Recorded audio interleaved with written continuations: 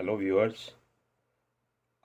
जैसे मैंने कहा था मेरे लास्ट वीडियो में कि जैसे शनि की साढ़े या काल सर्प योग ऐसी ऐसी टर्म्स हैं जिनसे आम इंसान जो हमें कंसल्ट करने आता है अगर उनसे ये बात की जाए तो डर जाता है इंसान। कि पता नहीं मेरी ज़िंदगी में क्या है ये साढ़े क्या है ये काल सर्प योग, बड़े भारी भरकम वर्ड्स हैं। सिमिलरली अगर कोई मिलने आता है तो किसी को हम बात करते हैं कि भाई तुम्हारा तो राजयोग चल रहा है या तुम्हारा राजयोग अभी शुरू होने वाला है। तो इंसान एकदम से खुश हो जाता है, इतनी खुशी मिलती है जैसे राजा ही बनने वाला हो। तो ये ऐसी ऐसी टर्म्स हैं तो जो इन इट्सेल्फ कुछ और दिखाती हैं। सुनने में कुछ और लगता है पर असल में क्या है। तो आज जानते हैं कि राजयोग असल में है क्या, किसको राजयोग बोलते हैं और क्या सबके लिए ये एक ही मीनिंग रखता है या it's different for a different person और different level of people. Basically Rajyoga concerned है आपके काम, आपके करियर के साथ। ठीक। तो आपका जो दशम स्थान है कुंडली में, तो वो अगर किसी तरह से किसी त्रिकोण या किसी और केंद्र के साथ कनेक्टेड होता था, it is a combination. It is a combination of 10th house और 9th और 11th या लगन किसके साथ कनेक्ट होके एक कंजंक्शन बनाता है। तो उसको बोलते हैं कि आपका दशम स्थान जो है, तो आपका जो कर्म होने वाले हैं तो वो you will excel in that. तो बेसिकली काम के लेवल पे ही कि आपकी परफॉर्मेंस और आपका लेवल अच्छा होगा तो वो आ जाता है राजयोग। बट क्या सबके लिए वो सेम है? राजयोग का मतलब है कि हर राजयोग वाला इंसान राजा ही बन जाएगा या एक्सेल करेगा, टॉप पे पहुंच जाएगा अपने करियर में? नहीं, ऐसा नहीं है। तो अभी मैं एग्जांपल देता हूँ आपको कि डिफरेंट डिफरेंट लेवल पे जो इंसान है, सपोज़ एक इंसान है top of the career, suppose IAS है। अब उसके कुंडली में एक पड़ा हुआ है राजयोग, जस्टिफाई करता है कि he is on a very good position.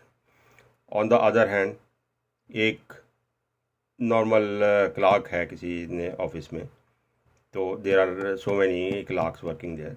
सो एक क्लार्क के कुंडली में राजयोग पड़ा हुआ है, दूसरे क्लार्क के में कोई ऐसा योग नहीं है। तो उन दोनों में क्या डिफरेंस होगा? हैं तो दोनों ही एक ही लेवल पे।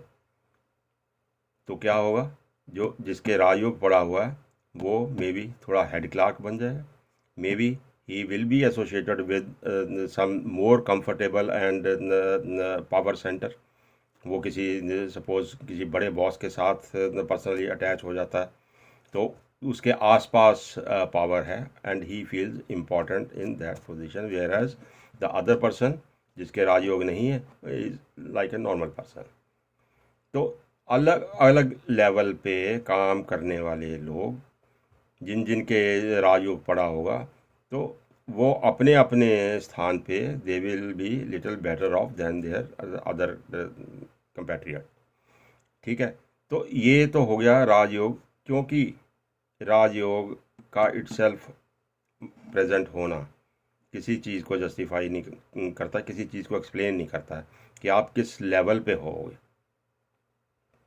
तो कुंडली की बाकी विशेषताएं क्या हैं, अदर फैक्टर्स क्या हैं, आपकी दशा भुक्ति क्या बोलती है, कब वो वाले आपके ग्रह जो राजयोग बना रहे हैं उनकी दशा कब आती है या नहीं आती है।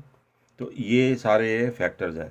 कोई एक चीज़ in absolute terms is not true in astrology, जबकि आप देखोगे कि हर जगह यही बोलबाला रहता है कि आप शनि को दूसरे घर में है तो ये मतलब होगा, शनि तीसरे घर में है तो ये होगा, 25 वीडियो बना दो उसके ऊपर, जबकि एब्सोल्यूट टर्म में उसका किसी का कोई मतलब ही नहीं है। आपकी बाकी जन्म पत्री में क्या धरा पड़ा है, क्या कॉम्बिनेशन है, कैसे कैसे दशा आएगी, कैसे वो काम करेंगे। तो इसी तरह ये सारे योग जितने भी ये बनते हैं, ये नाम का योग बन गया, राजयोग है। खुश हो जाओ, खुश हो लो थोड़ी देर के लिए, तो जब सुनो कि आपकी जन्म पत्री में राजयोग है, कुछ ना कुछ अच्छा तो करोगे ही कभी पीरियड में। देखा जाए तो कोई इंसान क्या सभी सदा एक ही लेवल पे रहता है। We we come to this earth with come mixed package, कभी अच्छा कभी बुरा। तो जिस दिन बुरा है तो क्या उस दिन राजयोग नहीं होता? होता है, तो वो चल रहा होता है, but still you have a mixed pack.